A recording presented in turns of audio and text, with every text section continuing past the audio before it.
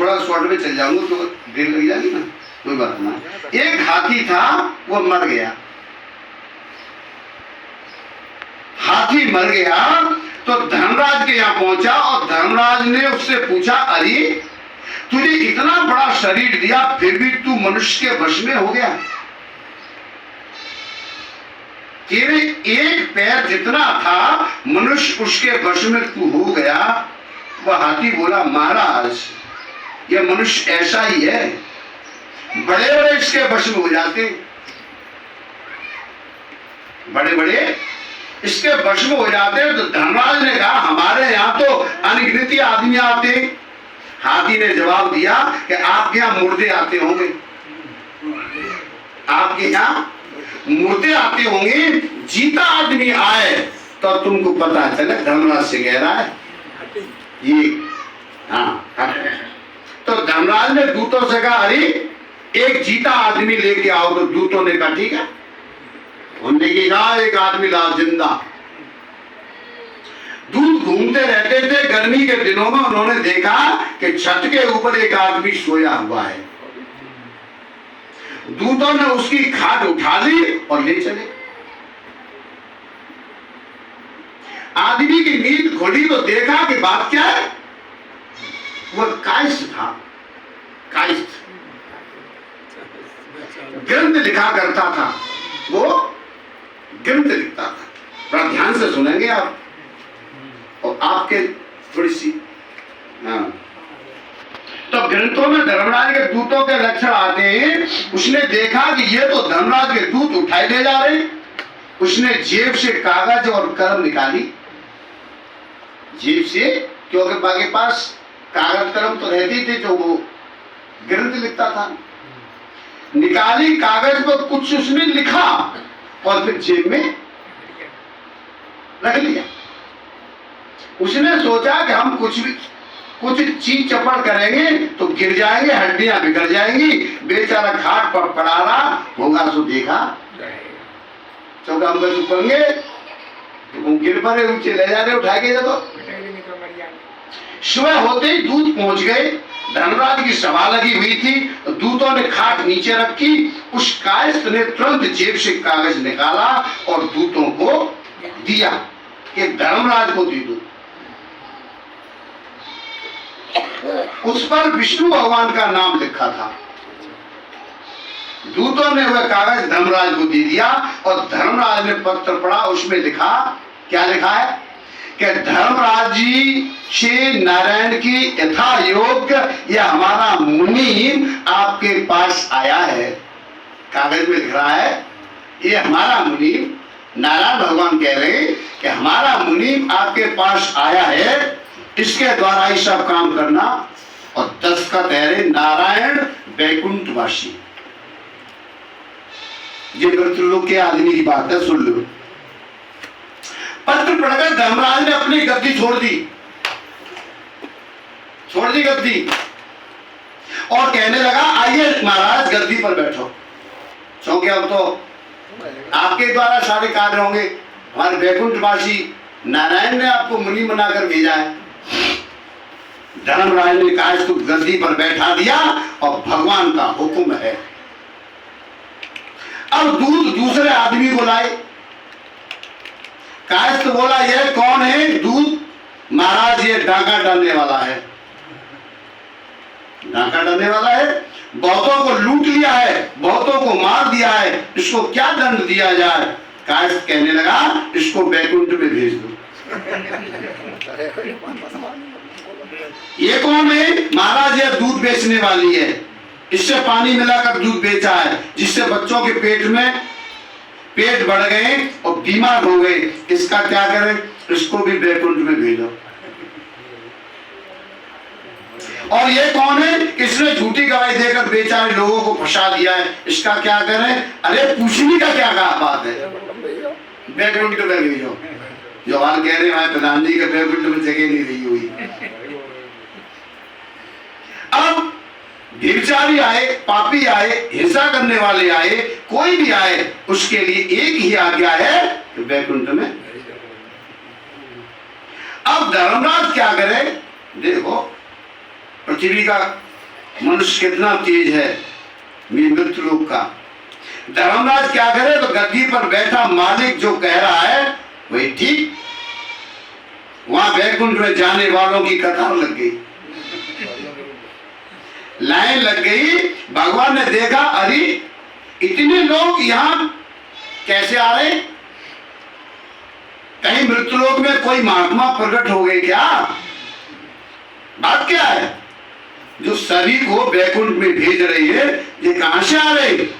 देखा कि ये तो धर्मराज के यहां से आ रहे। भगवान धर्मराज के यहां पहुंचे और भगवान को देखकर सब खड़े हो गए। धर्मराज भी खड़े हो गए, काष्ट भी खड़ा हो गया। तो भगवान पूछने लगे, धर्मराज आपने सबको वैकुंठ भेज दिया, बात क्या है? क्या इतने लोग भक्त हो गए?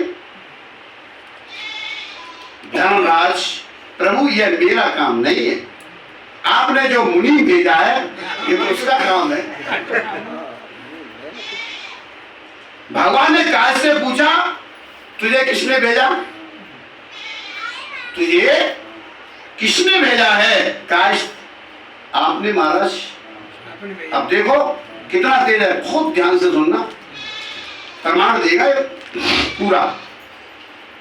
भगवान ने काश से पूछा, तुझे किसने भेजा? काश कहने लगा, आपने महाराज। हमने कैसे भेजा? क्या मेरे बाप के हाथ की बात है जो मैं यहां आता? मैं कैसे आ सकता था यहाँ पर? आपने ही तो भेजा है। आपकी मर्जी के बिना कोई काम होता है क्या? क्या यह मेरे बल से हुआ? भगवान से कह रहा है बड़े कठिन शब्दों में, ठीक है, पर तूने यह क्या किया? मैंने क्या किया महाराज? तूने सबको वैकुंठ में भेज दिया। यार वैकुंठ में भेजना खराब काम है। अब कह रहा है देखो, वैकुंठ में भेजना खराब काम है, तो जितने संत महात्मा हैं उनको दंड दिया जाए। यदि यह खराब काम नहीं है तो बुलाना किस बात का? ये तो महात्मा संत सब शिक्षा जी को देता है। इस पर भी आपको यह पसंद न हो तो सबको वापस भेज दो, भेज दो वापस। परंतु भगवत गीता में लिखा यह श्लोक आपको निकालना पड़ेगा। अब देखो, अब आ रही बहुत गहरी। भगवान से प्रश्न तो हो रहे, पसंद सबको वापस भेज दो, परंतु भगवत गीता में जो लिखा श्लोक है उसको तुम्हें निकालना पड़ेगा। वो कौन सा? यद गत्वान निर्वर्तन्ते तद्धाम परम मम, 15 का 6वां श्लोक। मेरे धाम में जाकर पीछे लौटकर कोई, अब वैकुंठ धाम में तूने गीता में लिखी है, निकालो वापस करो। बात तो ठीक है, कितना ही बड़ा पापी हो, यदि वह वैकुंठ में चला जाए तो पीछे लौटकर थोड़ी आएगा। उसके पाप तो सब नष्ट हो गई। पर यह काम तूने क्यों किया? फिर तूने ऐसा काम क्यों किया? फिर क्या कह रहा है? मैंने क्या किया महाराज? मैंने क्या किया? अरे मेरे हाथ में जब बात आएगी तो मैं यही करूंगा, सबको वैकुंठ भेजूंगा। मैं किसी को दंड क्यों दूं?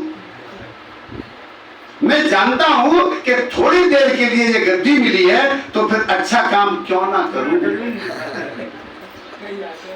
लोगों का उद्धार करना खराब काम है क्या? अरे थोड़ी देर के लिए ये मनुष्य शरीर मिला है, अच्छे काम करो, फिर मैं इसमें खराब काम क्यों करूं? अरे मैं तो अच्छे काम करूंगा। भगवान ने धर्मराज से पूछा, धर्मराज तुमने इसको गद्दी कैसे दे दी? अब देखो बड़ी विचित्र बात है, आप ध्यान से देके सुने। इसको आपने गद्दी कैसे दे दी? तो धर्मराज कहने लगे, महाराज देखिए आपका कागज आया है और नीचे साफ साफ आपके दस्तखत हैं। भगवान ने कागज से पूछा, क्यों दे? यह कागज मैंने कब दिया तेरे को? तुझे ये कागज मैंने कब दिया था? काश कहने लगा आपने गीता में कहा है, सुन लो, आपने, आप ही हैं कृष्ण भगवान, आपने गीता में कहा है सर्वस्व चाहम हद सनिष्ठ, यानी 15 का 15वां सबके हृदय में रहता हूं, मैं सबके हृदय में रहता हूं। अतः हृदय से आज्ञा आई कि कागज लिख दो, तो मैंने लिख दिया। मैंने थोड़े लिखा है, तुम सबके हृदय में रहते हो, वह हृदय से जैसे बात आई तो मैंने कागज लिख दिया।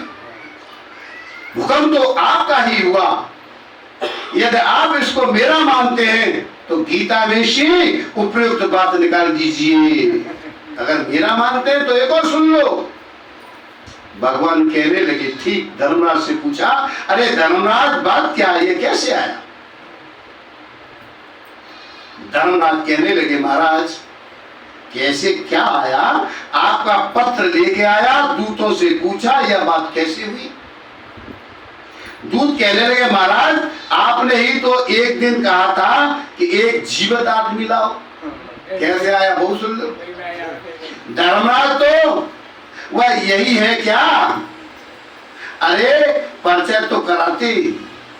दूत बोला हम क्या परिचय कराते महाराज, आपने तो कागज लिया और इसको गद्दी पर बिठा दिया। भाई हम क्या करते? आपने कागज जैसे इसने कागज दिया तैसे तुमने इसको गद्दी दे दी। हमने सोचा कि परिचय हुआ। दूत कह रहे हमने तो यही सोचा कि आपसे कोई परिचय होगा, फिर हमारी हिम्मत कैसे होती बोलने की, हम कैसे बोलते आपके सामने।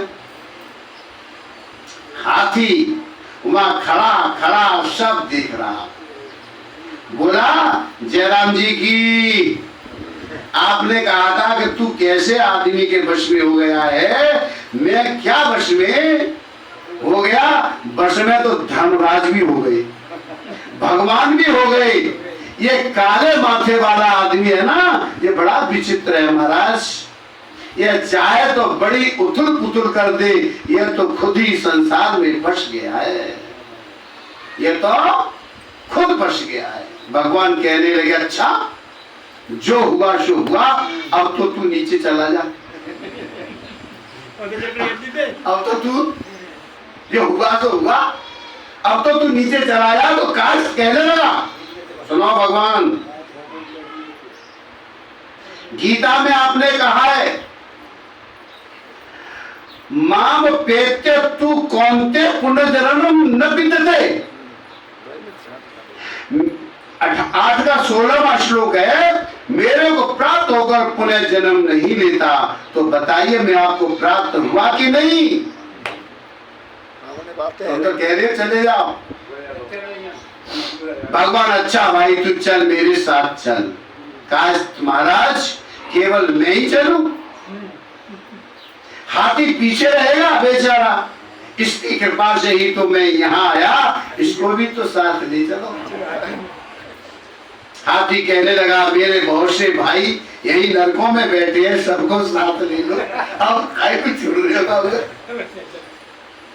भगवान कहने लगे चलो भैया सबको ले लो। भगवान के आने से हाथी का भी कल्याण हो गया, कायस्थ का भी कल्याण हो गया, अन्य जीवों का भी कल्याण हो गया।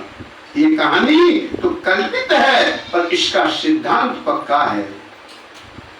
अपने हाथ में कोई अधिकार आए तो सबका भला करो, जितना कर सको उतना भला करो, अपनी तरफ से किसी का बुरा मत करो, किसी को दुख मत दो। गीता का सिद्धांत है सर्वभूते हिते रताः 5:24-12।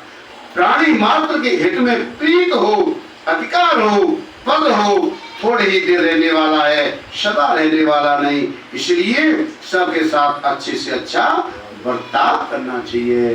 बोलो श्री कृष्ण भगवान की जय।